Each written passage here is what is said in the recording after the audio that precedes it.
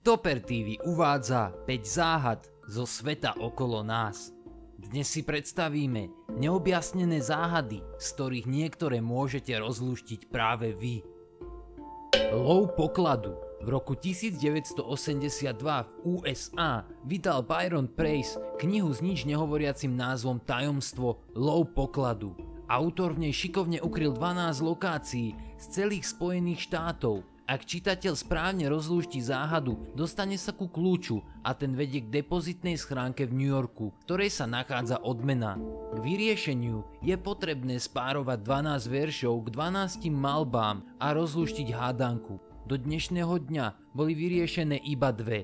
Prvá bola umiestnená v Grand Parku v Chicagu a vyriešila ju skupina študentov rok po vydaní knihy. Druhá bola vyriešená v roku 2004 v Clevelande. Autor knihy si tajomstvo ďalších odniesol do hrobu, keďže v roku 2005 zahynul pri autonehode. A teda na vyriešenie musia stačiť len informácie z knihy. Na Amazone si môžete túto knihu kúpiť za $18 alebo navštíviť stránky, ktoré sa venujú rozlušteniu tejto záhady. Lincoln a Kennedy. Lincoln bol zvolený do kongresu v roku 1846. Kennedy bol zvolený do kongresu presne o 100 rokov neskôr. Lincolna zvolili za prezidenta v roku 1860, Kennedyho o 100 rokov neskôr. Lincoln mal dvoch tajomníkov menom John. John Fitzgerald Kennedy mal tajomníka menom Lincoln. Obaja boli strelení do hlavy v piatok v prítomnosti svojich manželiek. Lincoln bol zabitý vo Fordovom divadle. Kennedy v automobile Lincoln, ktoré bolo vyrábané Fordom. Strelec Lincolna utiekol z divadla do skladu.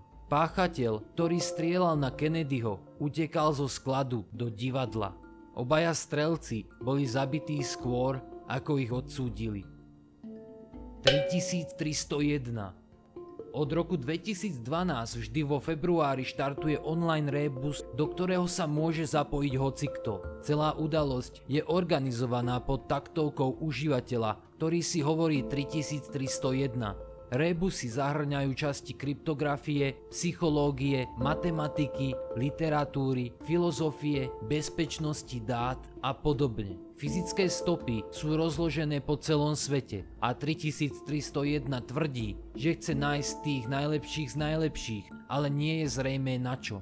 Predpokladá sa, že by mohlo ísť o náborový program do organizácií ako je CIA alebo NSA. Ale všetko sú to len špekulácie. Či niekto tieto takmer nevyriešiteľné záhady zvládol rozlúštiť, nie je známe.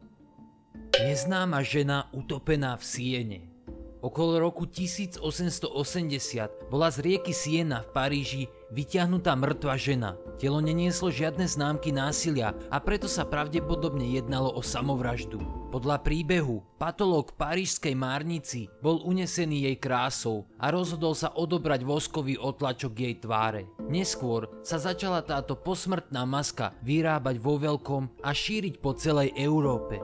Po niekoľkých desaťročiach sa istá firma rozhodla vyrábať záchranárske figuríny na cvičenie prvej pomoci. A ako ste sa asi dovtípili, pre tvár figuríny bola zvolená práve táto posmrtná maska. Odhaduje sa, že žena nemala viac ako 16 rokov a jej identita ostáva neznáma.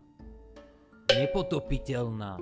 14 rokov pred potopením Titaniku vyšla kniha pod názvom Skaza lode Titán. Hlavnou udalosťou knihy je potopenie zaoceánskeho parníku SS Titán, ktorý je v románe označovaný za nepotopiteľný. Titán, ktorý bol na svojej prvej plavbe, mal 4 komíny, z toho 3 funkčné, 2 orchestry na zabávanie posádky a dostatok záchranných člnov len pre určitú časť posádky. Najväčšia a najluxusnejšia loď svojho druhu narazila na ľadovec pár minút pred polnocou. Rozlomila sa na polovicu a utopila sa väčšina ľudí na palube.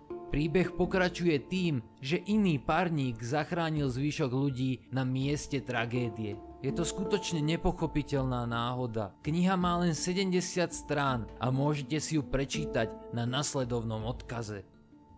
Dnes sme si predstavili záhady zo sveta okolo nás. Linky na niektoré z nich nájdete pod videom. Ak sa vám naše video páčilo, nezabúdajte lajkovať, komentovať a odoberať. A ako vždy, ďakujeme za vašu pozornosť.